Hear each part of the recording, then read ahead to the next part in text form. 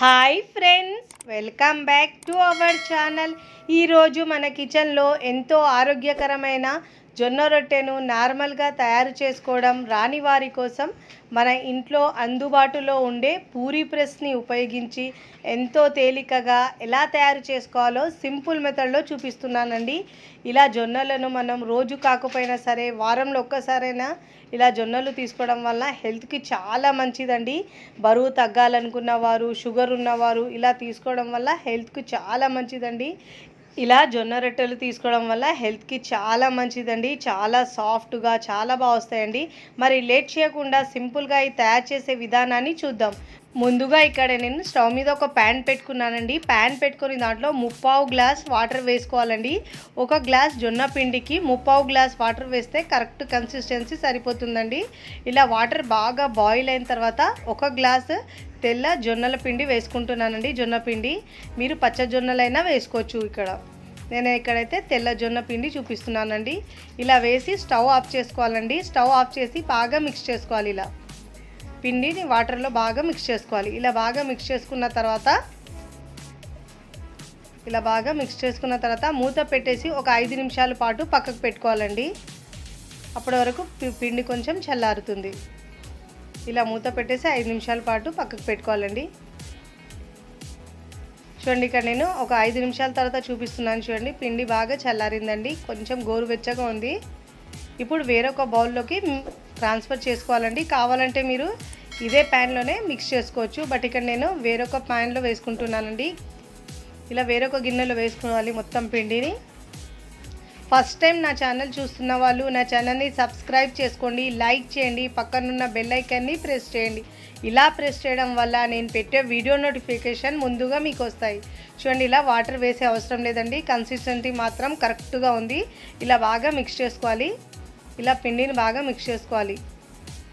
ఎంత బాగా మిక్స్ చేస్తే మనకు చపాతీలు అంత సాఫ్ట్గా వస్తాయండి జొన్న రొట్టెవి. ఇలా బాగా మిక్స్ చేసుకోవాలి. అస్సలు క్రాక్స్ ఏం లేకుండా పిండిని సాఫ్ట్గా కలుపుకోవాలి. వీడియోలో చూపించిన విధంగా పిండిని మిక్స్ చేసుకోవాలి. ఎంత బాగా మిక్స్ చేస్తే మనకు జొన్న రొట్టెలు అంత సాఫ్ట్గా వస్తాయి. ఒక 5 నిమిషాల పాటు ఇలా బాగా మిక్స్ చేసుకోవాలండి. ఇలా మనం మిక్స్ చేసుకోవడం వల్ల క్రాక్స్ అనేవి అస్సలు రావండి రొట్టెకి. మనము ఇలా చూడండి, వీడియోలో చూపించిన విధంగా ఇలా సాఫ్ట్గా ఉండాలి పిండి. ఇలా బాగా మిక్స్ చేసుకున్న తర్వాత చిన్న చిన్న పిండి ముద్దలు చేసుకోవాలి. ఇక్కడ పిండి ముద్దలు మీ పూరి ప్రెస్ సైజుని బట్టి మీరు చేసుకోవాలండి. లేకుంటే లావుగా వస్తాయి. మనకు రొట్టెలు అవన్నీ చాలా లావుగా వస్తాయి. చూడండి, ఇక్కడ మీడియం సైజు మీ పూరి ప్రెస్ని బట్టి చేసుకోవాలి. ఇక్కడ నేను ఈ సైజులో 3 బాల్స్ చేసుకుంటున్నానండి. ఇలా సాఫ్ట్గా కలుపుకున్న తర్వాత ఇక్కడ నేను పూరీ ప్రెస్ తీసుకున్నానండి. ఇలా తీసుకున్న తర్వాత దీనిపైన ఒక ప్లాస్టిక్ షీట్ని పెట్టాలండి. ఇలా పెట్టి పిండి ముద్దను మనం మీడియంలో కాకుండా మధ్యలో కాకుండా కాస్త పైకి పెట్టాలండి. ఇలా పెట్టి దానిపైనుంచి ఇంకో షీట్ని ఇలా పెట్టాలి. ఇప్పుడు ఇలా మనం క్లోజ్ చేసి ప్రెస్ చేసుకోవాలండి. ఇలా ప్రెస్ చేసుకోవాలి మనం. చూడండి, ఇక్కడ ఒక 2-3 సార్లు ఇలా ప్రెస్ చేసుకోవాలండి. ఇలా ఒక 2-3 సార్లు ప్రెస్ చేసుకుంటే మనకు మన పూరీ ప్రెస్ ఎంత ఉంటుందో ఆ సైజులో జొన్న రొట్టెలు వస్తాయండి. మళ్ళీ ఇలా కొంచెం షీట్ని అడ్జస్ట్ చేసుకుంటూ ఇలా ప్రెస్ చేసుకోవాలి. ఇలా ప్రెస్ చేసుకుంటే మనకు కరెక్ట్ సైజు వస్తుందండి. మళ్ళీ ఇలా కొంచెం షీట్ని అడ్జస్ట్ చేసుకుంటూ ప్రెస్ చేసుకోవాలి. చూడండి, ఇక్కడ నేను ఒక 2-3 సార్లు ప్రెస్ చేసుకుంటున్నానండి. ప్రతిసారి మనం షీట్ని అడ్జస్ట్ చేసుకుంటే మనకేమో రొట్టె ఏమో ఈక్వల్గా వస్తుందండి. చూడండి, ఇలా మరీ లావు కాకుండా మరీ పల్చగా కాకుండా ఈ సైజ్ వస్తుంది. పైన షీట్ని తీసేయాలి. చూడండి ఎంత ఈజీగా వచ్చేస్తుందో పైన షీట్. ఇప్పుడు మళ్ళీ మనం కింద ఉన్న ఈ రొట్టెని కూడా తీసేసుకోవాలండి. చాలా ఈజీగా వచ్చేస్తుందండి. అస్సలు అతుక్కోదండి. ఆయిల్ వాటర్ కానీ పెట్టే అవసరం లేదండి దీనికి. చూడండి ఎంత సింపుల్గా వచ్చేస్తుందో. ఇలా ఈజీగా చేసుకోవచ్చండి మనం. చూడండి, ఇలా చేసుకొని మనం చూడండి మరీ లావు కాకుండా మరీ పల్చగా కాకుండా మీడియంగా వస్తాయండి రొట్టెలు. వేయడానికి రాని వాళ్ళు కూడా ఇలా మనం పూరీ ప్రెస్ ఉపయోగించి చేసుకోవచ్చండి చాలా సింపుల్గా. ఇక్కడ స్టవ్ మీద నేను పెనం పెట్టుకున్నానండి. పెనం పెట్టుకొని దానిపైన ఇప్పుడు మనం ఈ జొన్న చపాతీని కాల్చుకోవాలి. ఒకవైపు కాలిన తర్వాత మరోవైపుకి టర్న్ చేసుకోవాలండి. ఫ్లేమ్ని ఎప్పుడైనా మనం జొన్న రొట్టెలు చేసేటప్పుడు హై ఫ్లేమ్లో మాత్రమే చేయాలండి. లో ఫ్లేమ్లో చేస్తే గట్టిగా వచ్చేస్తాయి మనకు. అదే హై ఫ్లేమ్లో చేస్తే సాఫ్ట్గా చాలా బాగా వస్తాయండి. ఒకవైపు కాలిన తర్వాత మరోవైపు కాల్చుకోవాలండి. చాలా సాఫ్ట్గా చాలా బాగుంటాయండి. ఫస్ట్ టైం చేసిన వాళ్ళకు కూడా చాలా మంచిగా కుదురుతాయండి ఇలా చేసుకుంటే. ఇలా మీరు బరువు తగ్గాలనుకున్న వారు, డైట్లో ఉన్నవాళ్ళు, షుగర్ ఉన్నవారు ఇలా చేసుకొని మనం చాలా సింపుల్గా తినొచ్చండి. చూడండి, ఇలాంటి టెక్స్చర్ వచ్చే వరకు కాల్చుకొని తీసుకోవాలి. ఇక్కడ నేను మరొకటి చేసి చూపిస్తున్నానండి. చూడండి, ఇక్కడ పూరీ ప్రెస్లో పెట్టేటప్పుడు కాస్త పైన పెట్టాలండి. ఇలా పెట్టడం వల్ల ఈక్వల్గా వస్తుందండి. చూడండి, ఇలా 2-3 సార్లు బాగా ప్రెస్ చేసుకోవాలి.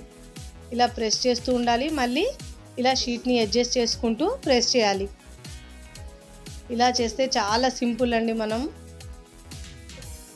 చూడండి, మళ్ళీ ఇలా సెట్ చేసుకుంటూ మళ్ళీ ప్రెస్ చేస్తూ చూడండి ఎంత సింపుల్గా వచ్చేసిందో. చాలా సింపుల్గా వస్తుందండి. ఇలా మనకు అస్సలు అతుకోదు. ఇలా షీట్ పెట్టడం వల్ల మనకు సింపుల్గా ఊడొచ్చేస్తుందండి. చూడండి, ఇక్కడ వీడియోలో ఎలా చూపిస్తున్నాను చూడండి, ఎంత ఈజీగా వచ్చేసింది.